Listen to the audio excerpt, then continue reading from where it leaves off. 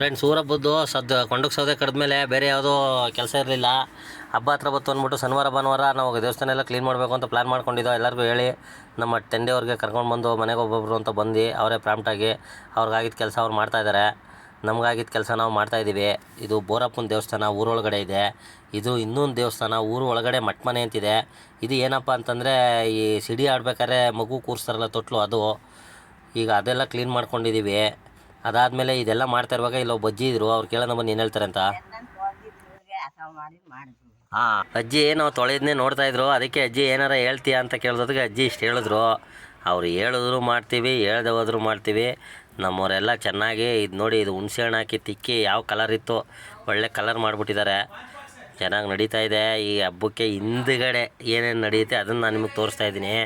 ಈಗ ಹಬ್ಬ ಅಂದರೆ ಬಂದು ಬಂಡಿ ಹೊಡಿಯೋದು, ಬಡಿ ಸಿಡಿ ನೋಡೋದು, ಇದು ಮಾತ್ರ ಕಾಣಿಸುತ್ತೆ ನಿಮಗೆ. ಅದ್ರ ಹಿಂದೆಗಡೆ ಏನೇನು ಶ್ರಮ ಐತೆ ಅಂತ ಜನಕ್ಕೆ ಗೊತ್ತಾಗಲಿ ಅಂದ್ಬಿಟ್ಟು ಈ ವಿಡಿಯೋ ಮಾಡ್ತಾ ಇರೋದು.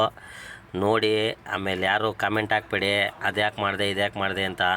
ಇವರು ನೋಡಿ ನಮ್ಮ ಶಿವರಾಮಣ್ಣ ಅಂತ ಇವರು. ಅವ್ರ ಕೈಲಿ ಏನಾಗುತ್ತೋ ಅದು ಕೆಲಸ ಅವ್ರು ಮಾಡ್ತಾರೆ. ಅವ್ರು ಒಪ್ಪಿಗೆಯಿಂದ ಮಾಡ್ತಾರೆ. ನಾವು ಇದೆಲ್ಲ ವೀಡಿಯೋ ಮಾಡ್ಕೋಬೇಕಾದ್ರೆ ನಮ್ಮ ತಂದೆಯವ್ರು ಹೆಂಗಸರು ಬಂದಿದ್ರು, ನೀವು ಮಾತ್ರ ಮಾಡ್ತೀರಾ, ನಾವು ಮಾಡ್ತೀವಿ ವೀಡಿಯೋನ ಅಂತ ಹೇಳಿ ಬಾವುಟ ಆರಿಸಿದ್ರು. ಆ ಬಾವುಟನ ಮೇಲೆ ಕಟ್ಟಿ ಫೈನಲ್ಲಾಗಿ ನೋಡಿ ಹೆಂಗೆ ಕಾಣಿಸುತ್ತೆ. ಮುಂದಿನ ನನ್ನ ಜನ್ಮ ಬರೆದಿದ್ದನಂತೆ ಬ್ರಹ್ಮ ಇಲ್ಲಿಯೇ